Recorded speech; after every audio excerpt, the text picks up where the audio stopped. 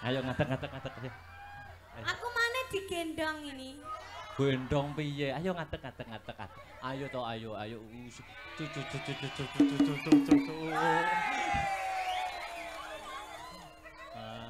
Lah ngene lho. Kene. Piye? Wis kene sik. Wis aja mayah-mayah teyus ya to. Wis kene. Mayah teyus. Wis ning kene. Wis ning kene ae. Ya to, Dron. Sing nonton akeh mosok arep nesu kan malu to. Lah sing gare malu sampeyan lho. Lah nyapa kok iso aku iki lho, heeh. Delok penonton ning kene SMA 1 terus SMA 1 ki padahal tiap tahun wayangan yo bintang tamune sampeyan lho. Kok iso sampeyan kok mempermasalahkan lagi saiki ora biyen-biyen. Astagfirullah Rabbal baraya Astagfirullah minal khataya Rabbi sigani ilman nafi'a wa wasigani amalan solihah Astagfirullah Rabbal baraya Astagfirullah minal khataya Rabbi sigani ilman nafi'a wa wasigani amalan solihah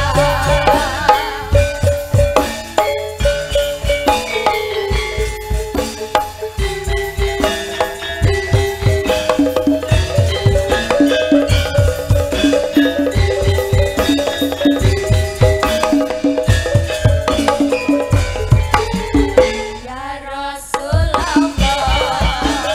salamun alaik ya Rafi asyafirati apa ayati rabbal alamin ya uhailatu ya Rabbi ya uhailatu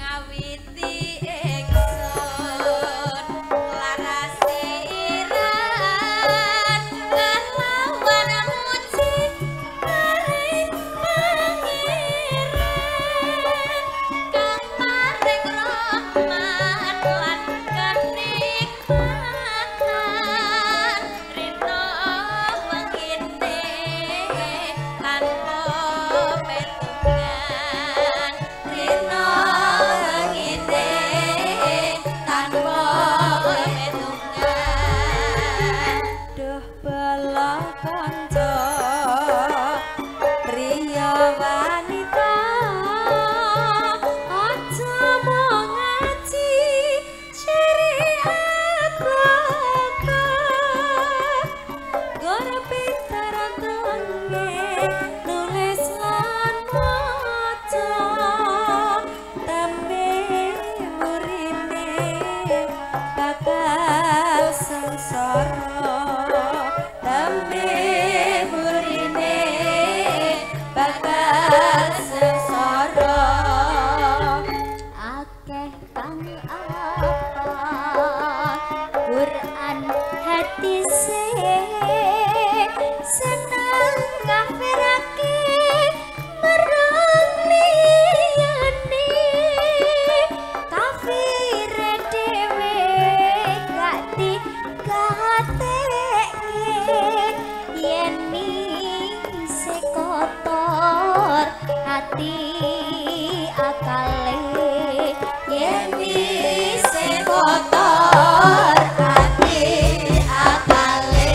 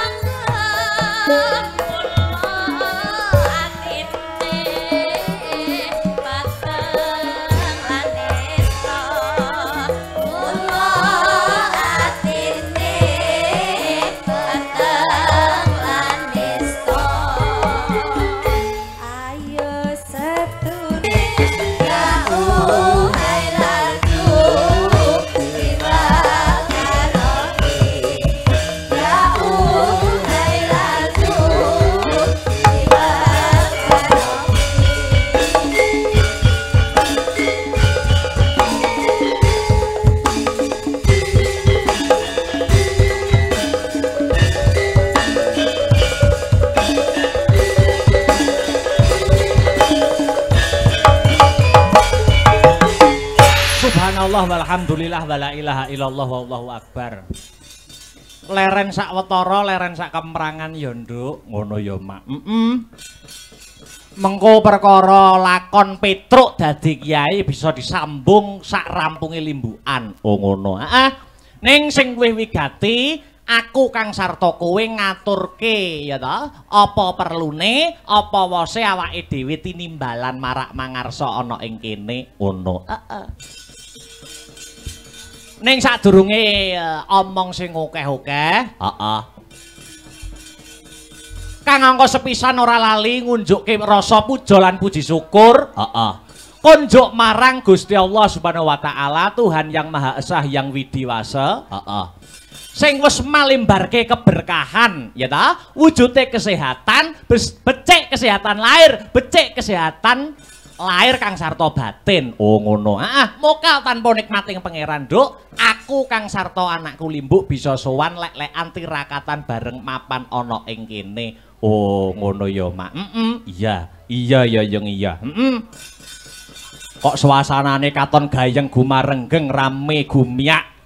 Iki mengeti adicara apa? Iki ya kuwi tidak lain dan tidak bukan. Heeh.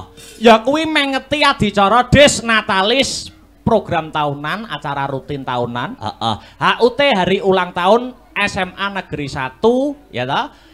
SMA Negeri 1 Nganjuk kang wis mencapai umur 43 tahun. Oh ngono. 43 tahun. Heeh.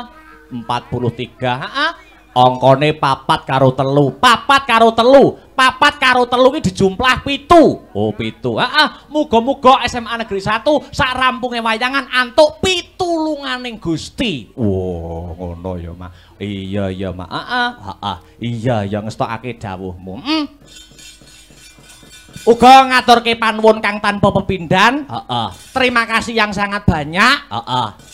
Kunjuk marang sapa bae.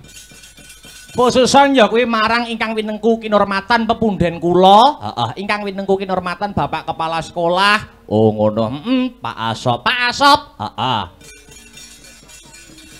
Kang selaku dadi kepala sekolah lan sedaya Bapak Ibu guru ingkang boten saged kula sebataken setunggal baka setunggal. Oh ngono, heeh, sembah sungkem kula katur Pak Bu. Ngono ya Mak. Iki dadi reuni aku dolan rene ngiras-ngiras paring lelipur wayangan ulang tahun ning uga aku sungkem karo Bapak Ibu guru merga Akbar ngrumangsani kene iki alma materku. Wah, iya. Iya ya Mak, iya.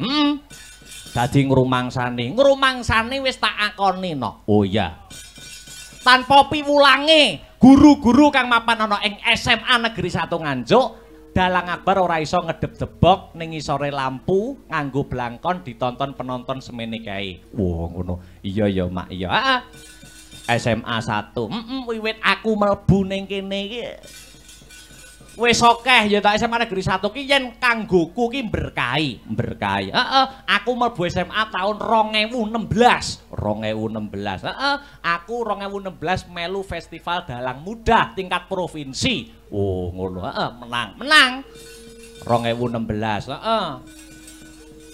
Kuwi kelas 1, kelas loro SMA tahun 2000 pira kuwi berarti 2016 17 ki melu lomba Kang Mas Mbakyu nek ora kleru mbiyen. Oh ngono. Heeh, entuk nominasi Kang Mas Persahabatan. Nganti 2018 arep lulus, ya ta? Aku munggah ya kuwi mewakili Provinsi Jawa Timur, ya kuwi dalang muda tingkat nasional nganti entuk dalang mumpuni. Oh, tahun 2018. Jadi selama 3 tahun ki barokahe kebak barokah tenan. Oh iya. Iya ya Mak, iya. Mergo aku ngrumangsani no. Ngrumangsani piye? Bakat utawa basic, passion, ya. Para murid-murid kang ana ing SMA Negeri 1 Nganjuk ki karo bapak ibu guru diajangi jembar. Jadi bukan hanya ya tahu pendidikan yang sifatnya akademis, namun pendidikan yang non akademis, basic yang lain uga diajangi jembar. Oh ngono, kelawan SMA Negeri 1 Nganjuk. Iya ya Mak, iya.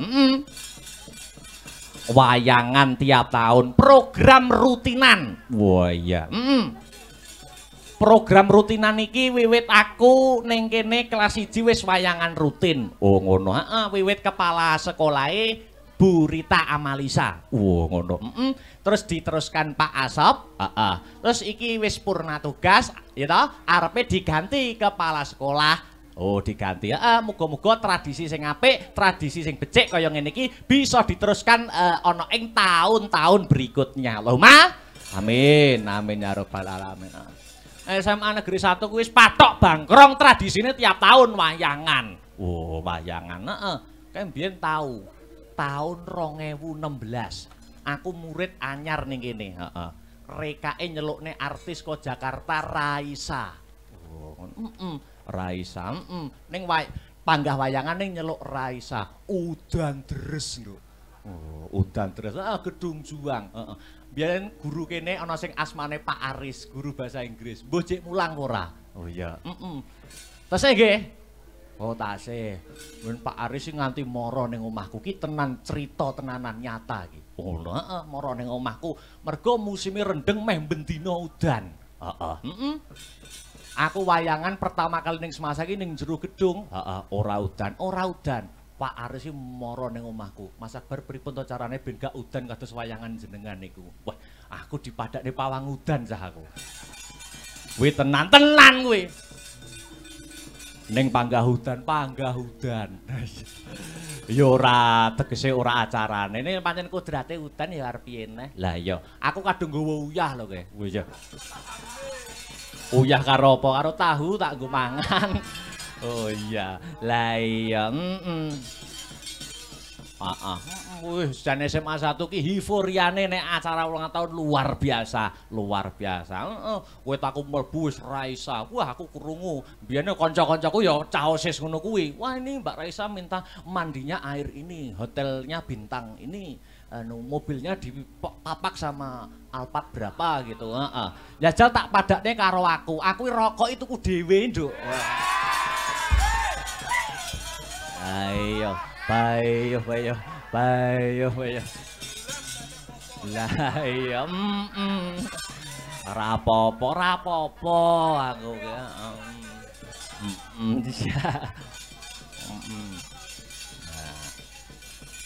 Saiki diteruske Pak Asop Burita Leren, Pak Asop.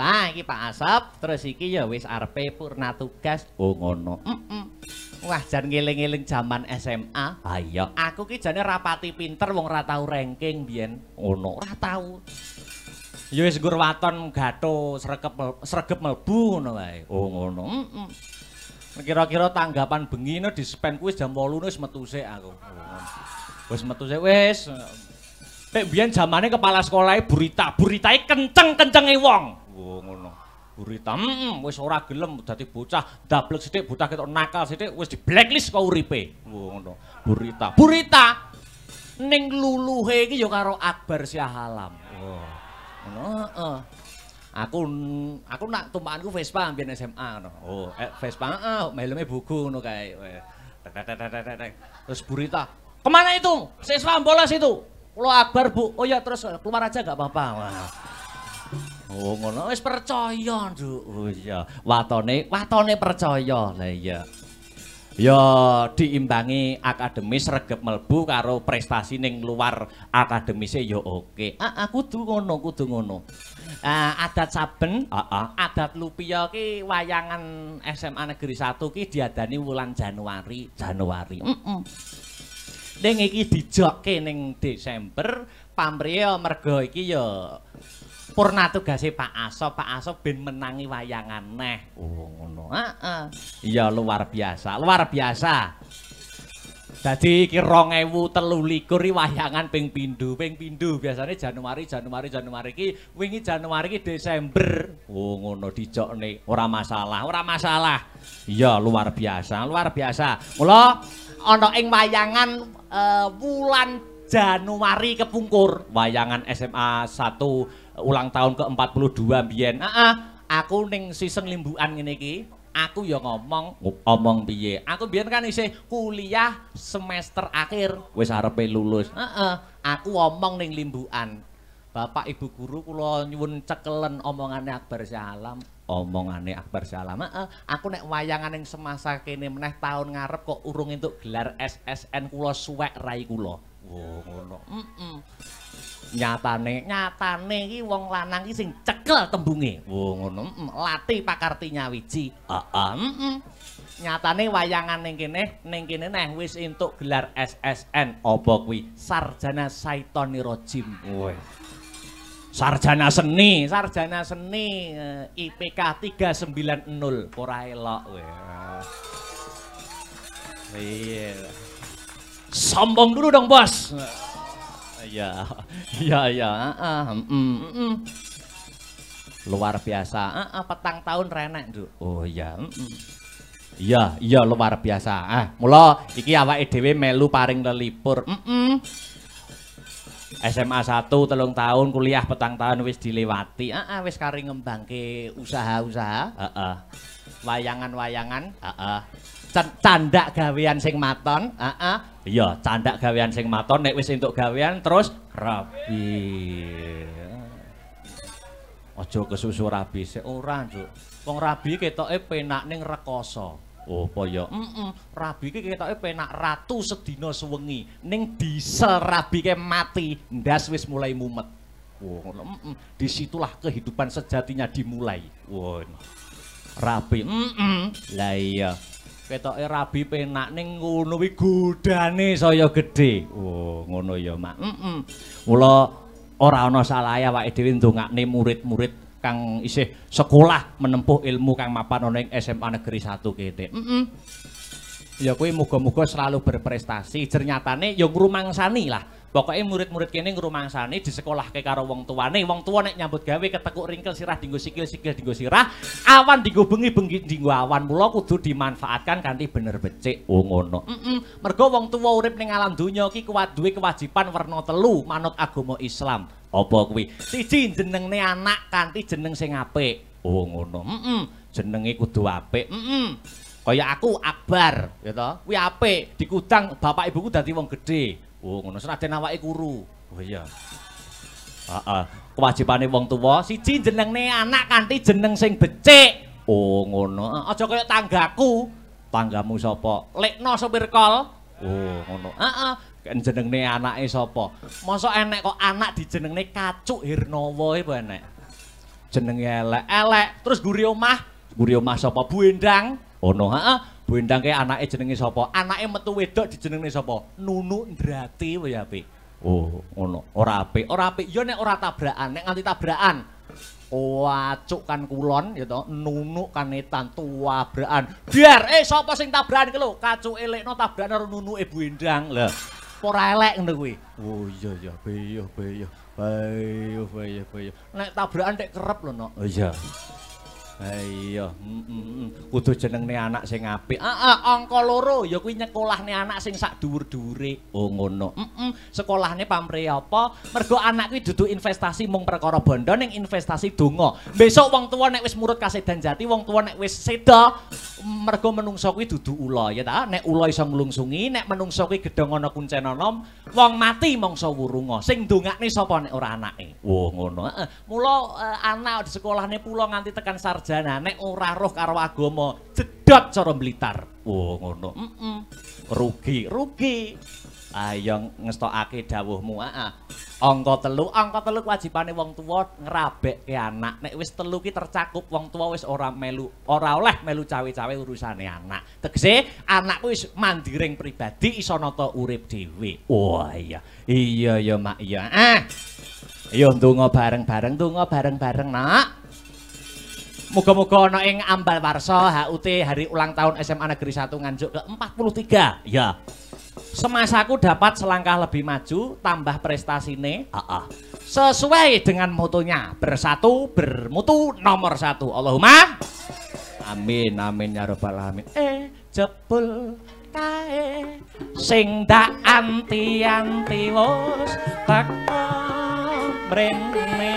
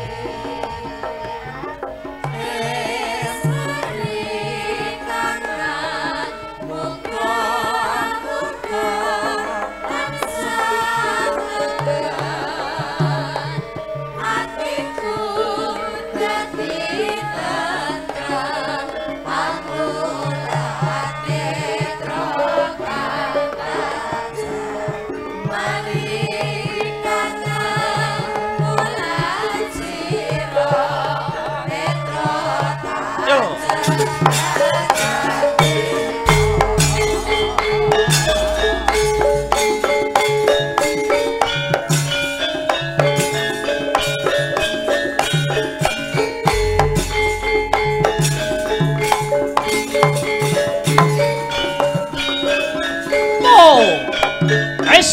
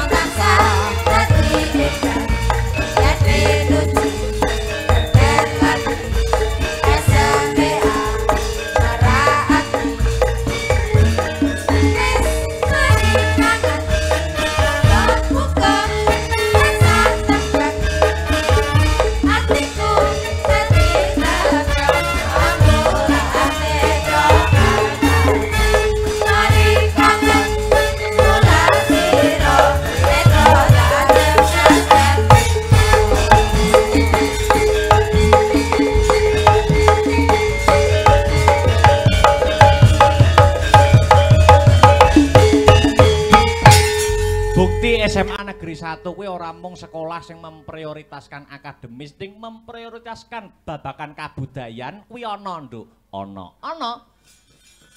Aku ki duwe kenalan kanca-kanca dalang, pepunden-pepunden dalang. Heeh. Kuwi uga alumni SMA Negeri 1. Oh ngono. Ana umpamane pepunden dalang Pak Eko Suseno saka endi daleme? Gedung Dandang. Kuwi ya alumni SMA Negeri 1. Oh ngono. Ana neh Mas Niko saka Gandu. Heeh. Kuwi ya alumni SMA Negeri 1. Oh ngono. Dalang kabeh. Dalang. Ana neh dalang sing lulusan SMA Negeri 1 Nganjuk, tapi aku ora patek kenal Badaralam sapa ngono kuwi lho. Oh iya, kuwi ya lulusan kene. Lulusan kene. Oh ngono. Ning ora patek kenal aku candi ngono. Oh iya. Iya Mak iya. Iya.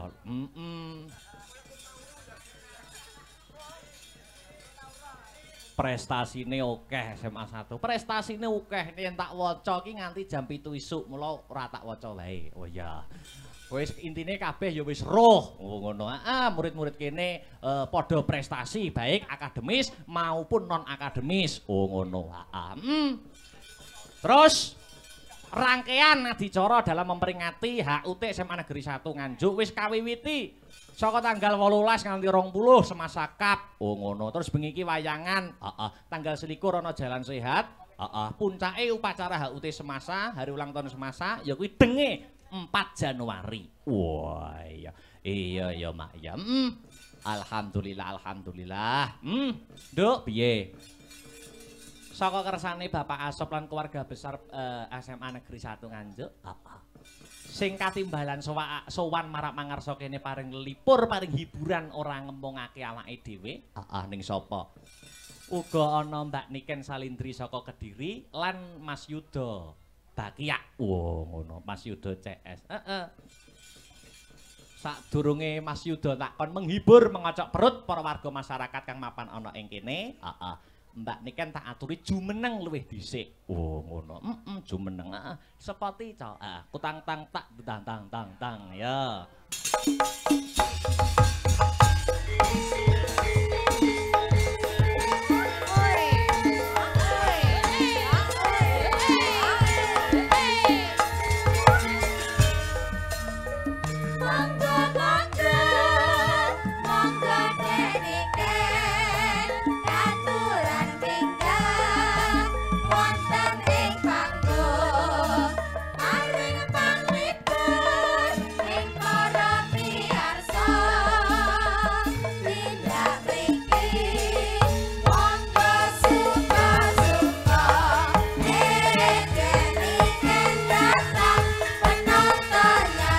Matur nuwun.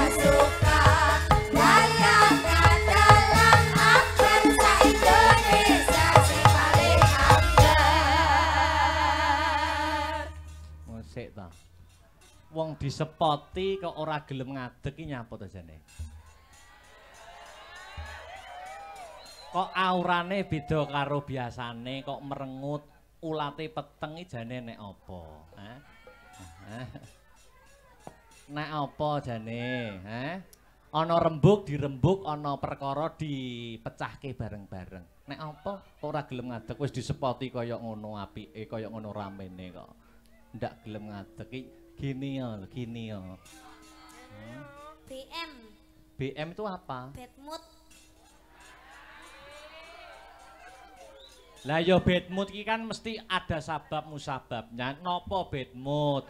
Wong ya acarane meriah sing nonton akeh kok iso bad mood kan ya. Lah nyapa aku diceluk Mbak Niken.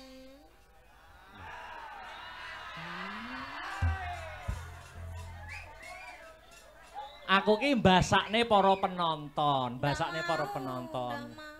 Lho.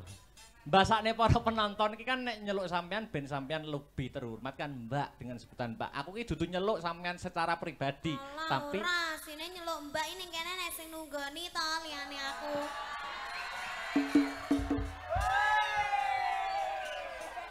Iki di live streaming kok ndak dadi fitnah itu. Fitnah itu lebih kejam daripada dosa. Kok iso tekone Keri lho Mas. Teko Keri aku bar tulung agung. Sing teko dhisik ning kene kan sampean. Aku ki entuk omongan. Jare Mas Akbar ki dhisik duwe mantan ning semasa. Lah kon delalake cinlok ketemuan di belakangku kan aku juga ndak tahu. Kok malah nyelok Mbak? Tembunge Jawa ngarani kelemben-kelemben roti-roti biyen-biyen saiki.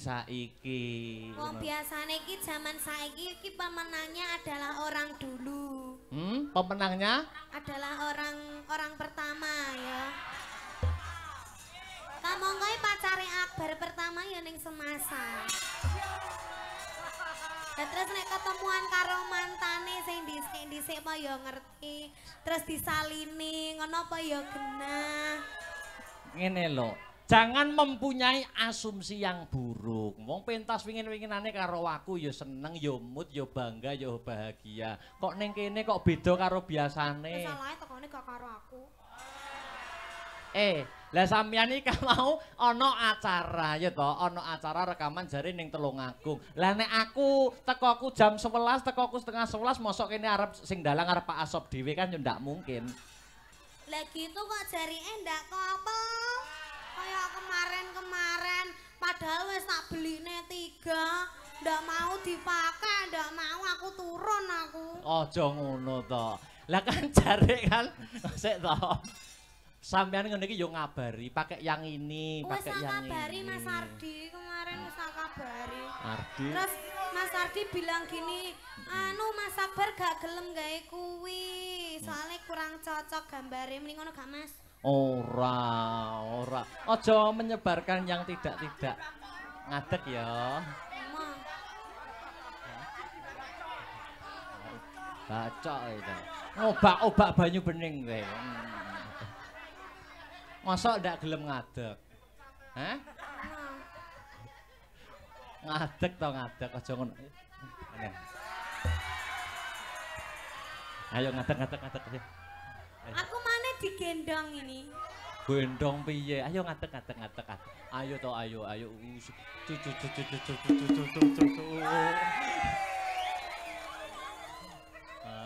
Lah ngene lho. Kene. Piye? Wis kene sik. Wis aja mayah-mayah teyus ya to. Wis kene. Mayah teyus. Wis ning kene ae. Ya to, Dron. Sing nonton akeh mosok arep nesu kan malu to. Lah sing gare malu sampeyan lho. Lah nyapa kok iso aku iki lho, heeh. Dron penonton ning kene SMA 1 terus SMA 1 ki padahal tiap tahun wayangan yo bintang tamune sampeyan lho. Kok iso sampean kok mempermasalahkan lagi saiki ora biyen-biyen? Lah kan biyen orang gandeng aku to. Lah kan biyen sik gandeng karo sapa mi kae? Sapa no. Sapa? Duh win anu sing anu. Oh ora. Ngene lho ngene. Aku kan yo tidak pernah to mempermasalahkan masa lalumu. Lah ya aja sampai arep dadi peperangan dunia apa piye? Lah yo aku tidak pernah mempermasalahkan masa lalumu. Aku lho gak ndek masa lalu, kabeh lho tak ora tak akoni kae gur gimmick tok sing kae.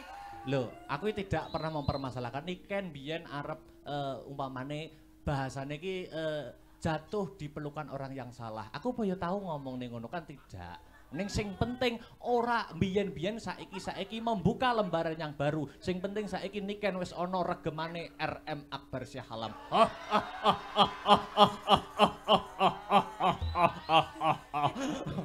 Pede. Sapa?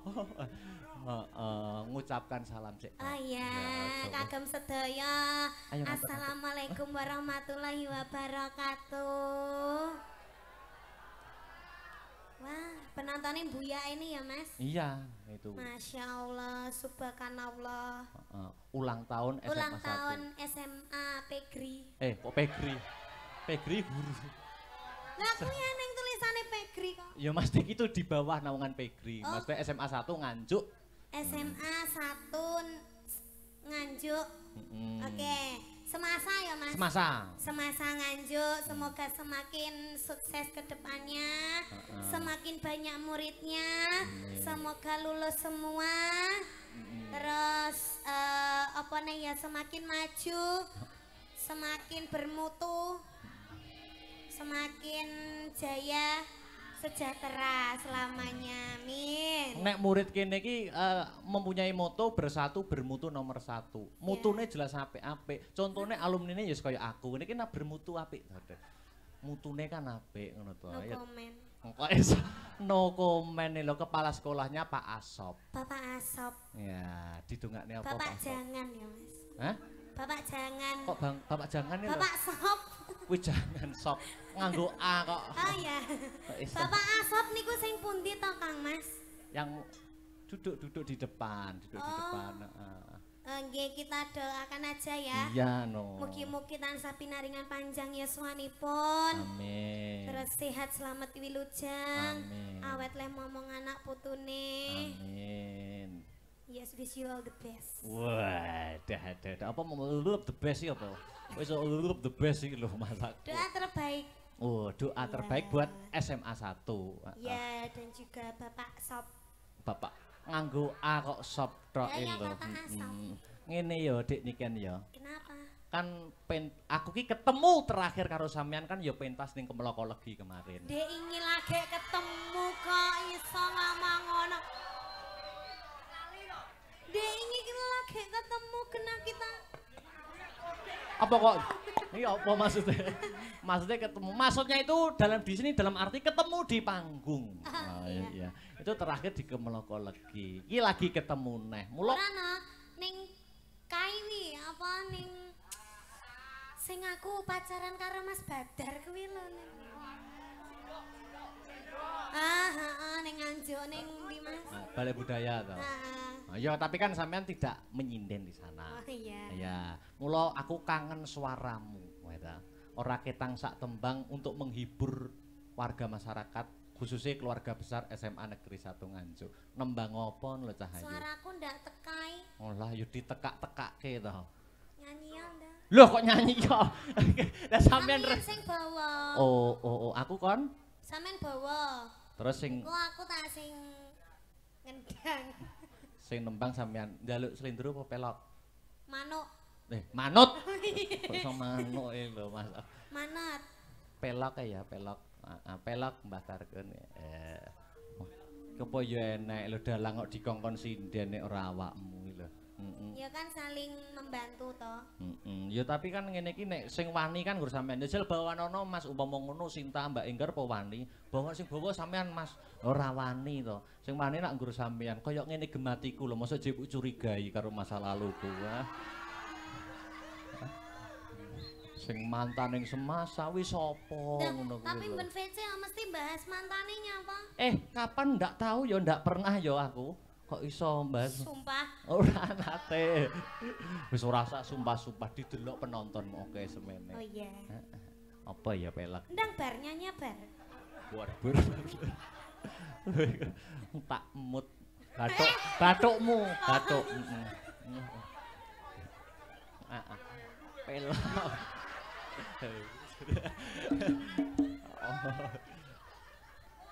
Nyidam sari kakidung memanis. Niken. Dalang. Aku ning kene iki sebagai apa? Dalang. Dalang itu menggerakkan apa? Wayang.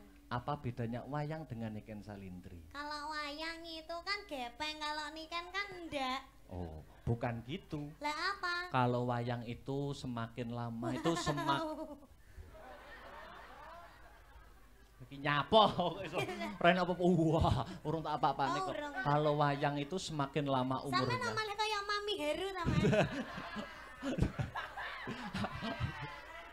Aku ki nerokne sampeyan ki lho aku. Kalau wayang itu semakin lama umurnya itu semakin antik. Kalau sampean semakin lama semakin cantik. Ya. Ha. Napa ndelokmu kok tekan ndi mau? Mbah.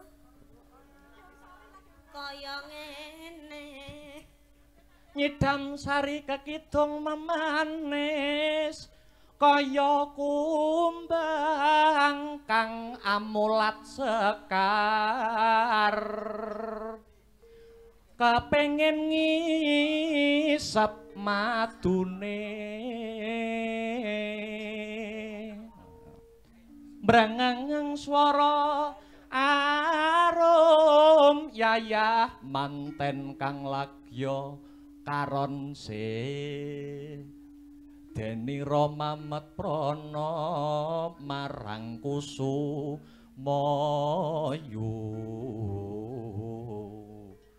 sedalu tan bisa nendra karo mlaku ben suasanane panggunge ben urip. Wewe, Mas. Heeh. Wewe. Ngadeg. Sampeyan sing mlaku. Lho. Wis sisan. Luwih kok dalang kon mlaku dhewe. Renggang kula kinepyur pulut. Saya geti dalang kok kon ngodang-ngadeg terus. Nyedam sarining tresno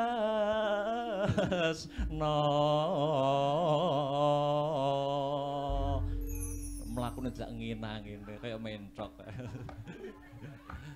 Aku wis bawa ya ta, saiki nembang nggo Mukadimah Limbukan ya. Iya. Apa sing pelok wis bebas wae, meng bawane nyilih nyedam sari. Setia tuhu mawon nggih. Setia tuhu. Tak nyimakkan kene ya. Mungkin nek mboten teka pripun, Mas? Ya tak junjung nek ora. Tenan ya? Ya. Wis ra tak tekakne nek. Ora. Apa yo tega ta? Monggo setia tuhu nembang alon-alon. Yuk.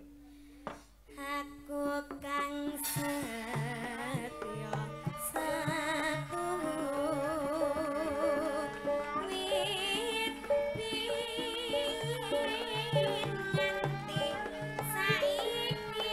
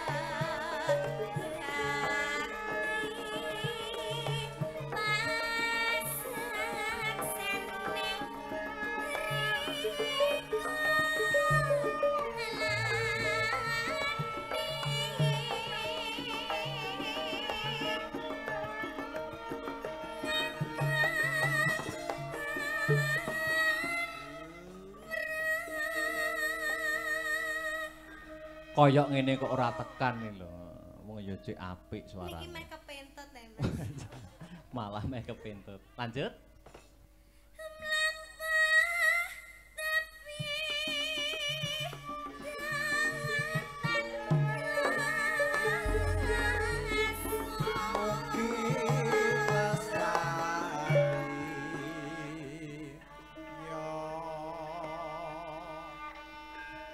Ya.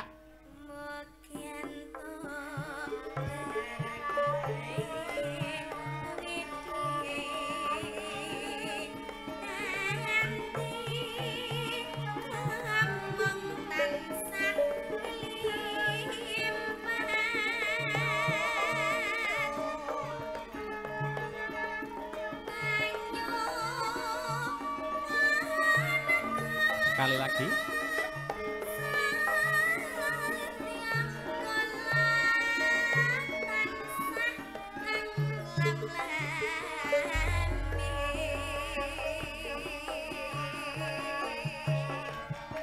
Selamat ulang tahun SMA Negeri 1 Nganjuk ke-43. Mugi-mugi kedepanipun tansah pinayungan Gusti, berprestasi muridipun ginanjar kesehatan, keselamatan karahayon, kawilujengan. Setya tuhu katur dumateng keluarga besar SMA Negeri 1 Nganjuk.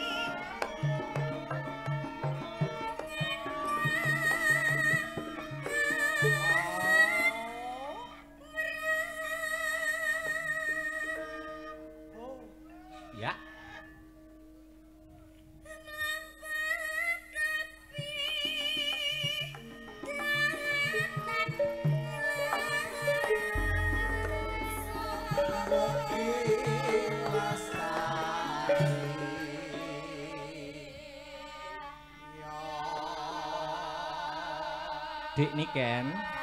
Niki nggih kuwatah sing memonitor lumantar YouTube nganti tembus 10.000. Alhamdulillah. Iki juga ada pepunden dalang sing WA aku. Bar monitor. Nah, saking ya tak anggap guruku bapakku dhewe Pak Kangko Solo Karanganyar. Bar monitor salam Guniken ya. Waduh lagi. Nunggal karep iki. Nggih Pak, andere ajar matur nuwun pangestunipun ingkang kula suwun. Lanjut. Mukien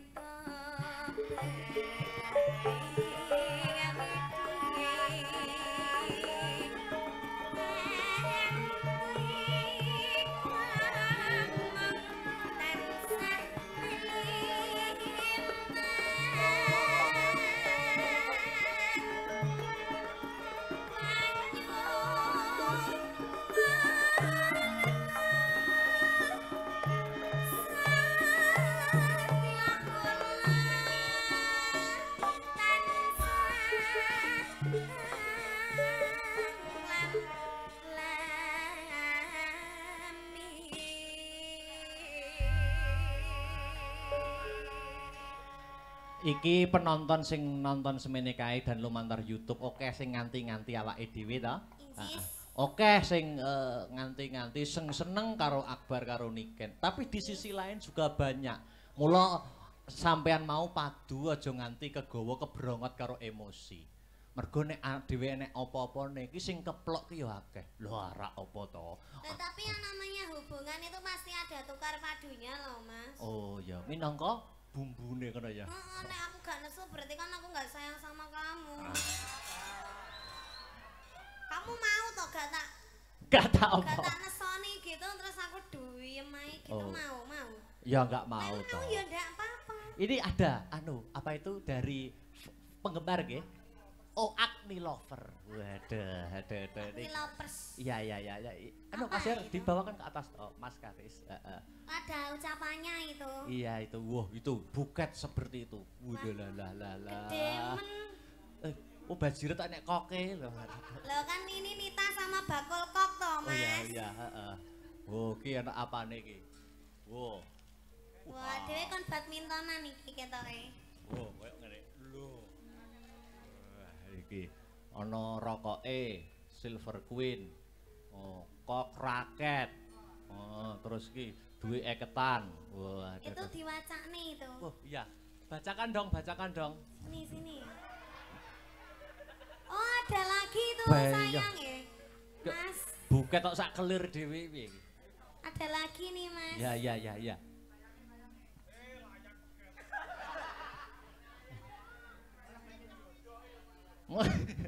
Apa tadi?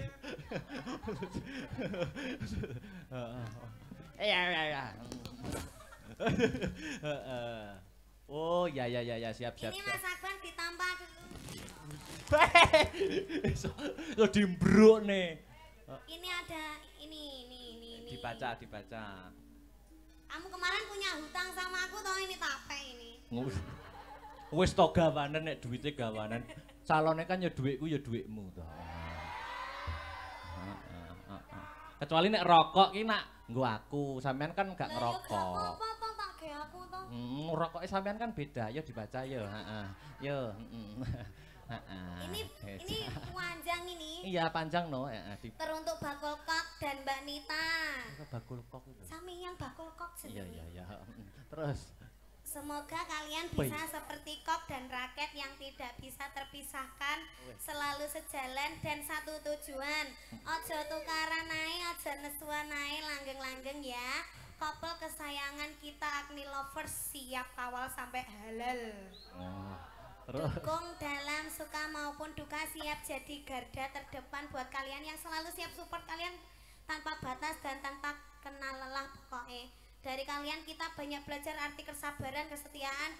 Dari kalian kita yo ngalah. Agni Lovers via grup WA, love you sekebon. Agni Couple kebangsaan dan salam gemati selawase iki wis, Ban. Oh enak. Wah. Iki apa? Oh, iki nyuwun gendeng niki. Gending. Cakra Kembang, duet Mbak Nita dan juga bakul kok. Terus wi sing apa kuwi? Sing ini. Wah, akeh men. Der. Oh, apa? Der iya. Dir ya. Atau der itu macane. Mbak Niken dan Mas Sabar sehat-sehat bahagia selalu harmonis. Semoga yang kalian cita-citakan bisa tercapai, amin. Lancar segala urusan dan rezekinya. Maaf kalau boleh request satu lagu. Diduetkan Sotia, Cokro Kembang. Salam Gemati Selawase. Sampean nganggo klambi abang kok kaya iki ya. Lucu ngono. Tapi ini gak bernyawa. Oh, gak bernyawa, gak bisa anu ya. Oh. Sudah ya, kayak Mas. duduk dulu istirahat nanti lagi ya. Wah, iki yuk ki. Bayah. Taruh sana lagi anu Mas Karis. Wah, abot tenan. Wong lanang sing gelem ngongkon aku ya gerak bar tak lah sini. Kok iso mbok bales ngono lho. Iya, wis. Mana itu? Oh, iya. Nih, wis. Ora entuk rokok kok semasa entuk rokok kok iki. Iso alon eta. Wis kok cacah ya nek gong keduman rokok dijupuk siji-siji ya. Oke. Ya. Istirahat dulu. Nes